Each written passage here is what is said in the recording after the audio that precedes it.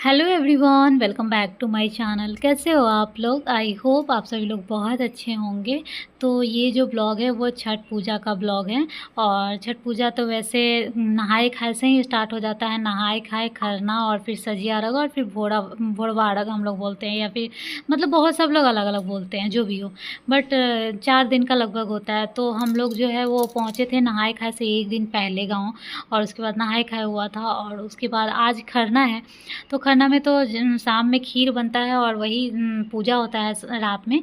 लेकिन इस दिन मतलब मम्मी आधा चीज़ बनवा ली थी पहले ही, क्योंकि ज़्यादा चीज़ें बनता है ना, तो बहुत टाइम लग जाता है। तो अगर या तो जैसे मेरे मायके में ऐसा होता है कि सुबह 3 बजे से 2 बजे से उठ करके, जिस दिन सजिया रख होने वाला होता है उस दिन 3 बजे 2 बजे से उठ करके और सुबह 8 बजे तक पूरा बनाती है। तो ऐसे होता है। बट यहाँ पे मम्मी बोली एक दिन पहले ही, खरना के दिन ही, तो कुछ चीज़ें खरना के दिन बना और कुछ चीज़ें सजिया रख के दिन बना। तो यहाँ पे हम लोग नहा धो करके आ गए थे, अपना बना रहे थे।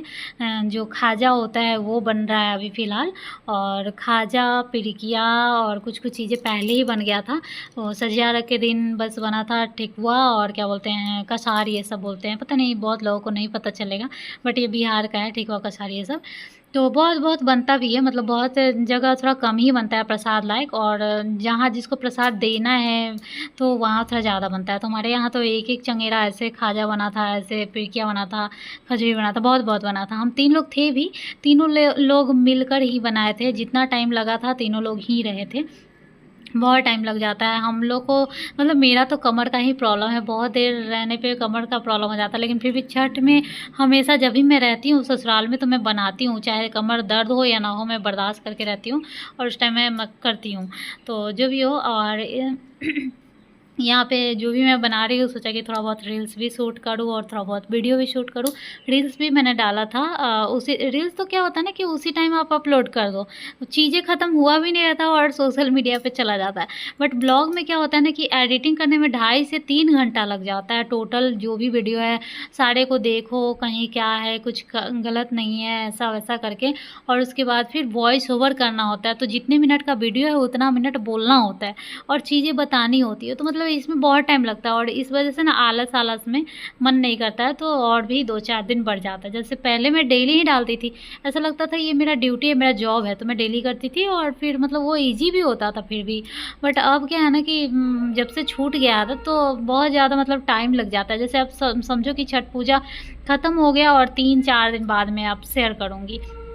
एक कमेंट भी आया था कि छठ पूजा वाला ब्लॉग शेयर कीजिए। तब मेरे माइंड में आया कि हाँ यार, छठ पूजा वाला भी ब्लॉग मुझे शेयर करना है। इससे पहले मैं गाड़ी जो डिलीवर हुआ था, जिस दिन हम लोग गाड़ी लिए थे, उस दिन वाला ब्लॉग डाली हूँ। और उसके बाद यहाँ से जो हम लोग गाँव गए थे, मतलब बंगाल से जो बिहार गए थे, वो ब्लॉग जाएगा। उसके बाद छठ पूजा वाला तीसरा ब्लॉग आएगा। और हाँ, हमारे 2 मतलब चैनल है, मेरा 2 चैनल है, रुचि के 2 अनमोल रतन और रुचि दी ब्लॉग। तो मैं किसी पे भी कोई भी ब्लॉग डाल देती हूँ। तो पता नहीं, हो सकता है कि कुछ लोग जो रुचि दीप पे होंगे और रुचि के 2 अनमोल रतन पे नहीं होंगे, और रुचि के 2 अनमोल रतन पे जो वीडियो जाता होगा वो नहीं देख पाते होंगे। तो आप लोग मतलब देख लो दोनों को, मतलब दोनों चैनल को सब्सक्राइब कर लेना। अब आ गए सजिया अरग वाला दिन। और उस दिन मैं ज़्यादा शूट वगैरह नहीं कर पाई थी। उस दिन जैसे जैसे जल्दी जल्दी मैं की, उस दिन मुझे जाना था सजिया अरग वाले घाट पे। और ये मैं फ़र्स्ट टाइम इस बार जा रही हूँ। मेरे ब्लॉग में, बहुत सारे ब्लॉग में बहुत बार आपको फ़र्स्ट टाइम सुनने को मिलता होगा, शायद आप लोग इरिटेट भी हो जाते होंगे। बट क्या करूँ, फ़र्स्ट टाइम रहता है तो मैं बोल देती हूँ कि ये फ़र्स्ट टाइम है ऐसा। क्योंकि रही तो मैं कई बार हूँ ससुराल में, बट हमारे यहाँ का एक मतलब ये है कि जो भी कन्या होती है, जैसे कि जो शादी करके जो आती है, तो 4-5 साल तक जो बहू होती है वो छठ घाट पे नहीं जाती है शाम में, वो सुबह में जाती है। और वो भी कैसे कि जैसे 4 बजे अगर गई, 3-4 बजे जो भी गई, तो उस टाइम गए और जैसे ही मतलब दिन जैसे होने लगता है कि लोग दिखने लगते हैं रास्ते पे, उससे पहले ही उठ के प्रणाम करके आ जाना है घर पे। तो ऐसा था। तो पहले तो यही था। इसमें ना मज़ा नहीं आता है, छठ वाला कोई फीलिंग नहीं लगता है कि सब लोग घाट पे गए, सब लोग एक्साइटेड है, नए कपड़े पहने तैयार हुए, और हम बहू जो है वो घर में ही रह गए, जो भी काम करना हुआ किए, घर में ही रह गए। फिर रात का खाना का तैयारी करो, मतलब बोरिंग सा थोड़ा लगता है, एक्साइटमेंट वाला कुछ चीज़ें नहीं रह जाता। ससुराल में यही चीज़ होता है, बट हर जगह ऐसा नहीं होता है, कहीं कहीं ये होता है। तो इस बार मेरा ये शादी का 8वां साल है, थोड़ी मैं पुरानी हो चुकी हूँ शायद इस वजह से। और दूसरी बात कि अब कोई है भी नहीं, जैसे होता है ना कि घर में और कोई है तो जो छठ करती हैं लेडीज़, उनको हेल्प करने के लिए होता है कि जैसे अर्घ ही देना हुआ या फिर साड़ी पहनाना हुआ, क्योंकि उस टाइम जो भीग करके आती है जो पोखर से, तो साड़ी पहनने में दिक्कत होता है। तो मेरे घर में अब कोई है भी नहीं, तो मुझे ही अब मतलब मैं बड़ी हूँ घर में, जो बहू हूँ वो बड़ी बहू हूँ, तो पहले तो मुझे ही करना होगा। तो फिर मैं इस वजह से भी शायद जा पाई हूँ सजिया अर्घ में।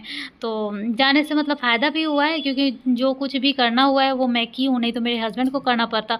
और कुछ चीज़ें हैं जो मेरे हस्बैंड नहीं करते, जैसे मम्मी को साड़ी तो नहीं पहना पाते, तो मुझे ही करना था, तो इस वजह से मैं गई हूँ। और तो ऐसा होता होगा कि जिनके घर में कोई मतलब बेटी नहीं होती होगी और फिर अगर सास करती होगी तो शायद जाना पड़ता होगा, या फिर पता नहीं कहीं कोई और होगा, लेकिन मेरे यहाँ कोई नई बहू नहीं जाती है। तो इस वजह से मैं इस बार फर्स्ट टाइम गई थी सजिया अर्घ के दिन। और भोरवा अर्घ के दिन जो सुबह वाला होता है उस दिन भी पूरा रही हूँ, ये नहीं कि जैसे सुबह हुआ घर आ गए, ऐसा नहीं, पूरा रही हूँ। जैसे खोइच वगैरह ले करके और सिंदूर वगैरह करवा करके तब मैं आई थी, तो इस बार मुझे थोड़ा अच्छा लगा। और सजिया अर्घ हो जाने के बाद आते हैं घर पे, और 1-1.5 घंटे बाद फिर से डाला जगता है, तो मतलब फिर से शाम में जितना भी अर्घ होता है उसको मतलब पहले अहिपन डाल करके और सारा वो जो है वो फैला करके अर्घ, और उसके बाद सब पे दिया मोमबत्ती सब वगैरह जला करके, अगरबत्ती वगैरह जला करके, हाँ, और वहाँ पे ना छठ पूजा का गीत गाया जाता है। देते हैं बेटा, चलो।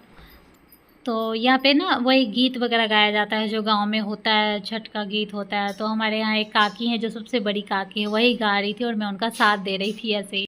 भैया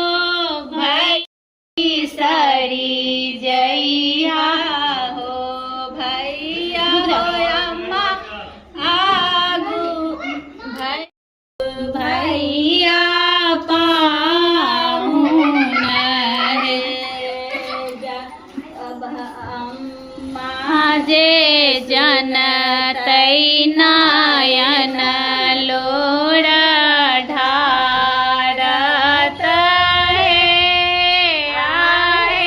भौजो नवरो उलहन पठावत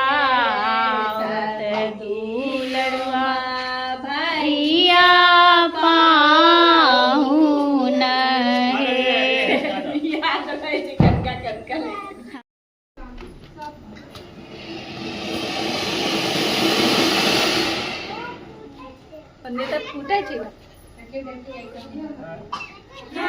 भगवान देने ना भगवान बेटा दल के या फिर वो पोता भगवान देते हैं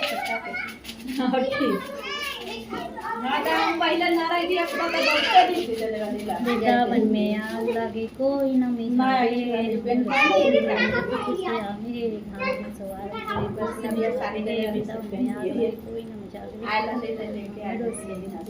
जब पूछने आवे हाथ में सवारन चोरी हो जाए तो आवे के रात में ना चला रहता हम यहाँ पार्टी करके सब के रहने करके बाकी एक दाई का तले हरियर कथला पहन के हम तले दे के राखी में देना तो भाई हमर सब पहन दे हरियर काफी है ना जितने सुन चले होती किन एक पापा लेकिन बनाइले रुपया से को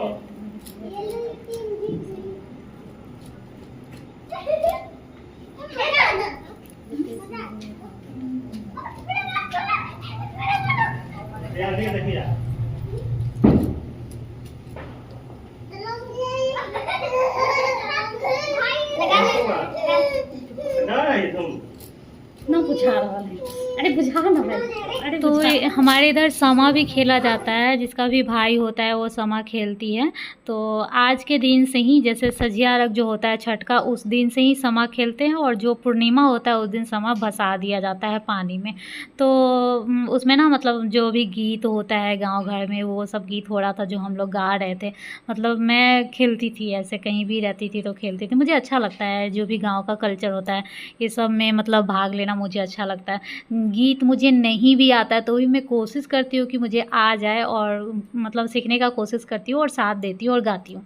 तो ये सब हो रहा है। यहाँ पे मेरी देवरानी है जो वही काम कर रही है। मतलब समा खेला जाता है, उसमें गीत वगैरह गाया जाता है, और फिर ये जो सन है जिसमें वृंदावन, सॉरी, ये चुगला बोलते हैं, चुगला को बाल करके जलाया जाता है, और ये सब पे से विधि विधान। और अभी जो है और सारा ब्लॉग है, बट बहुत बड़ा ब्लॉग हो जाता है, इसलिए मैं यहीं पे एंड कर रही हूँ। आज के ब्लॉग में बहुत ज़्यादा जो रियल वॉइस ही है, वॉइस ओवर मैं कम ही की हूँ। तो अच्छा लगे ब्लॉग तो लाइक शेयर सब्सक्राइब कॉमेंट सब कुछ कर दीजिएगा, और करते तो कुछ भी नहीं है। सो खैर, चलिए मिलती हूँ नेक्स्ट ब्लॉग में, तब तक के लिए बाय।